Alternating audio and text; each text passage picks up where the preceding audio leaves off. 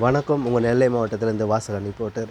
அதாவது நம்முடைய உடலை பாதுகாக்க தவறியவர்களை பற்றி.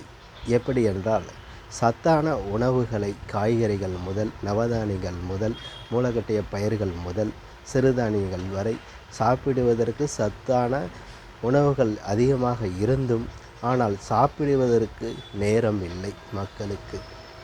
இரண்டாவது, சாப்பிடுவதற்கே நேரமில்லை என்று சொல்லும் பொழுது உடற்பயிற்சி வாக்கிங் செல்வதற்கும் நேரம் இல்லை. இப்படி சொல்லிக்கொண்டே போகலாம்.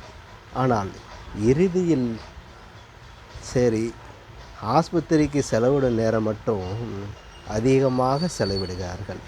சரி, மென்று சாப்பிடுங்கள் என்று சொன்னால் அப்படியே லபக்குன்னு முழுங்கி சாப்பிடுகிறார்கள். ஆக கடைசியில் இறுதியில் ஆஸ்பத்திரியில் மருத்துவமனையில் அங்கே விடுவதில்லை. 1 மாதம் ஆனாலும் பெட்டில் தான் இருக்கணும். சரி, பெட்டு முடிஞ்சால் வீட்டுக்கு வந்தால் ரெஸ்ட்டு, ஓய்வு. அங்கே கஞ்சி கூட இறங்காது.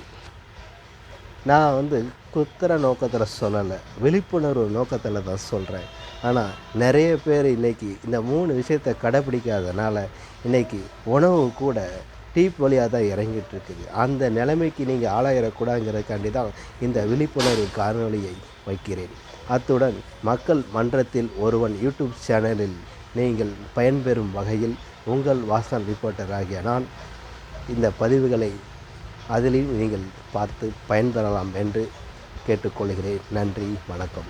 மீண்டும் சொல்லிக்கொள்கிறேன், மக்கள் மன்றத்தில் ஒருவன் யூடியூப் சேனல் மூலமாக.